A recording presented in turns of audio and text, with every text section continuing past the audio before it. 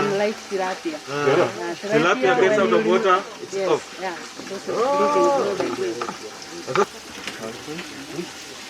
So these are unfertilized eggs. Now we are going to use the male. For the demonstration purposes and teaching. Yes. Yes. Oh. Okay. No, Jerry is doing an excellent job in this.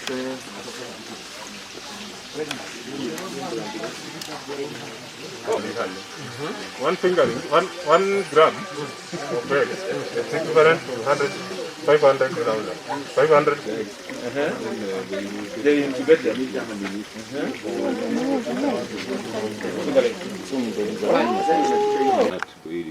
For a period of 5 months, fish are mature. 5 months. Yeah. So 5 months we'll have 400 yes. It's powered by solar. It's a green energy facility. We don't use electricity. So to disagree this water to pump all this. Ushapatia chakula?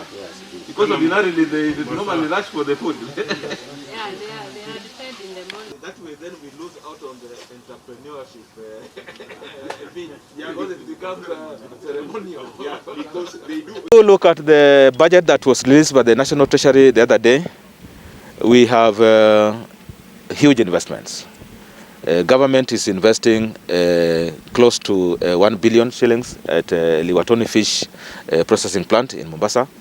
Government is investing around 3 billion for the KEMSFED, the Kenya Marine Fisheries Socio-Economic Development Project, a project that covers Kwale, Kilifi, Mombasa, Lamu, and Tana River.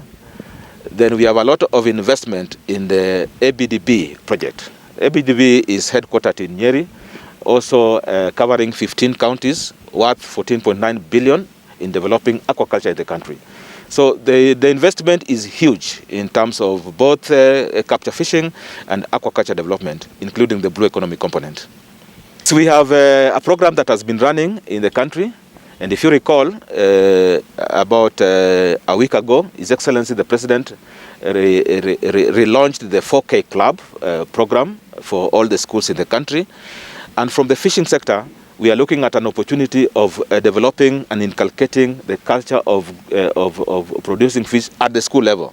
We call it aquaponics. And we have seen one of the components in this site is basically having tanks and having a conditioned environment for production on fish. In the same time, having students to learn how fish is produced, but also give them an opportunity to share the meal of fish that they have produced themselves. We have, how many schools now? 55 schools as we speak.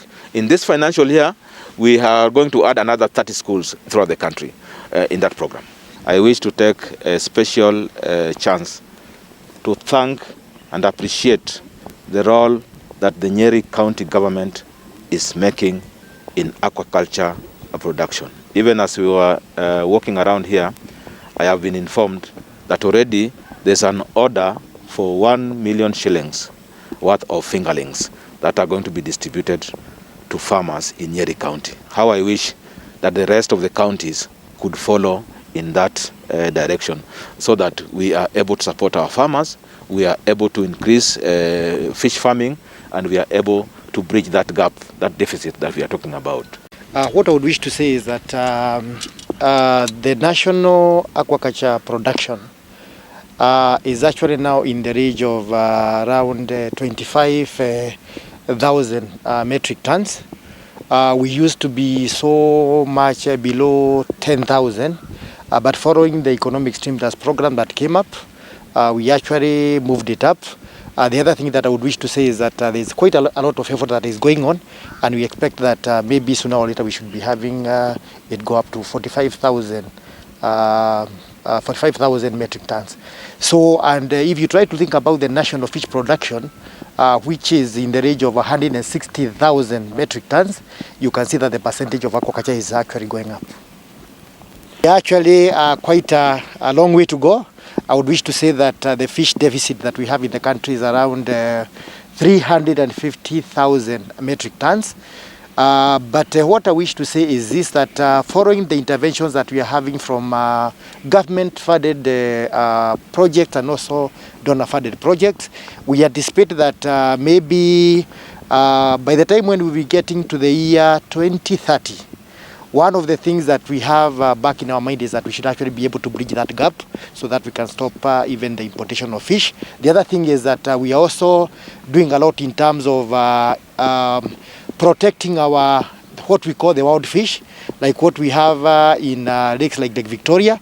The other focus that we're also having is with regard to what is happening in the Indian Ocean.